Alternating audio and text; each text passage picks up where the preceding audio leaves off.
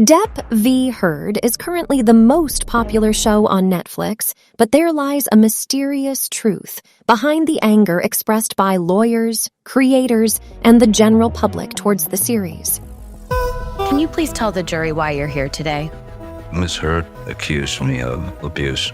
My ex-husband is suing me. Brutal, cruel, This is humiliating for any human being to go through. and all false. Today, we embark on a journey to reveal 5 hidden truths, the dark realities within the Depp v. Heard Netflix series. 1. Team performance. In analyzing episodes 1, 2, and 3 of the Netflix special, a clear discrepancy emerges between the legal teams. While the initial impression might lead one to believe that both sides were equally represented and competent, closer inspection unveils a contrasting reality. Numerous errors, ranging from procedural missteps to substantial shortcomings, as well as deficiencies in candor and charisma, noticeably characterized the Amber Heard camp. Observing from the sidelines, many of us began to sense that Amber Heard was exerting influence on her legal representatives, directing them towards actions that didn't serve her best interests or those of the case. Their strategic choices often backfired, presenting aspects that did her no favors. Indeed, these choices made people doubt if she was telling the truth and if she could persuade others, which hurt her position.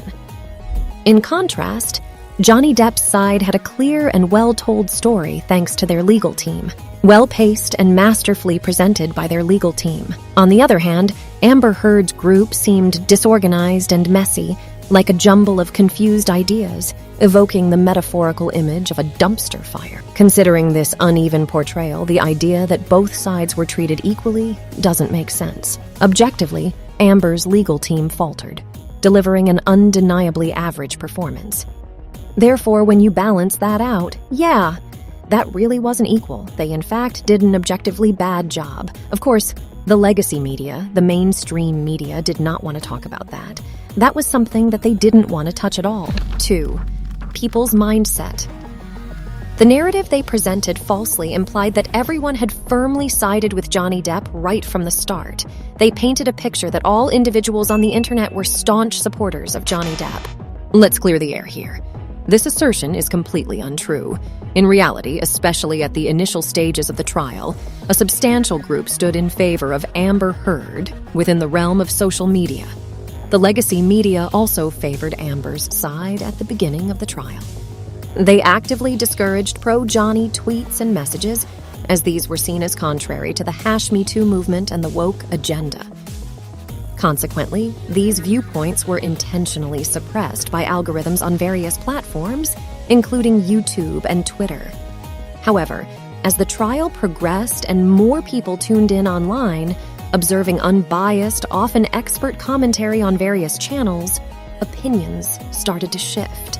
People began to change their stance, influenced by the more accurate information they were exposed to.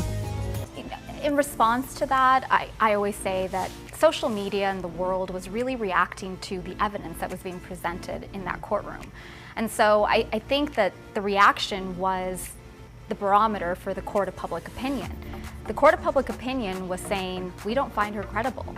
We're not believing these allegations. Even though I think that there was a real desire to believe her, to believe the woman, which is often the case.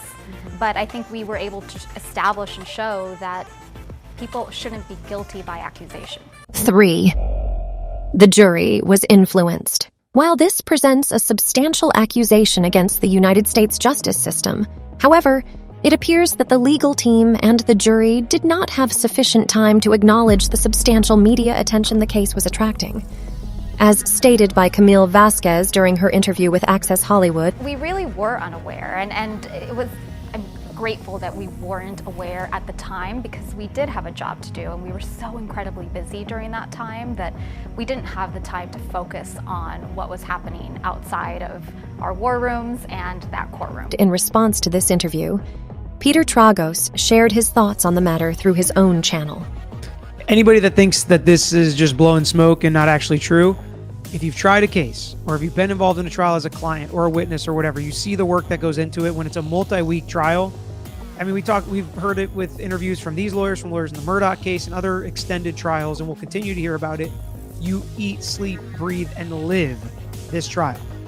So regardless of how big it was on social media, you may have heard certain things, you may have got text messages, but you're so involved in this and your head is so buried in this that you would never understand the extent as how big this trial got in the media. 4. Cyberbullying. They bring forth these death threats directed at Amber and supposedly. Now, there's no questioning the possibility that they might have indeed received death threats. To emphasize, everyone, including Johnny Depp, his legal representatives like Camille Vasquez, continue to receive death threats even now. Furthermore, remarks on platforms like Twitter hint at threats directed at them, and even threats against Johnny's legal team. On his YouTube channel Legal Mindset, Andrew Esquire said in a video, I, during the case, during the trial, received many nasty letters, many death threats to me, people threatening to come after me, come after my family, deranged psychos that were Amber stans, that were hyper Me Too to the point where they could not see that really the point of this was stopping abuse of any kind, whether it's against men or against women. And there were some people that were deranged enough to threaten us during that trial. Certainly I received this, my fellow YouTubers received threats. This is something that happened to many of us. So Amber was no exception here. It wasn't like we were driving this, we were receiving this. And many people threatened to dox us, to make us lose our jobs, our houses, our wealth, our fortunes. These people were coming for us during the trial. And I'm not speaking just for myself, for many of the others. 5. The verdict. Following extensive evidence and months of trial, the U.S. justice system arrived at a verdict in favor of Mr. Depp. However, the Netflix documentary attempted to introduce irrelevant factors in order to challenge the justice system's ruling. It aimed to create an impression that the truth remains uncertain, insinuating, in my view, a hypothetical bias. Then, too, the public opinion remains firm and certain. So there you have it. 5 dark lies in Depp v. Heard Netflix series? But wait! Do you want to be up to date on these dark lies and internet dramas? Subscribe and turn on the notifications so you won't miss an update.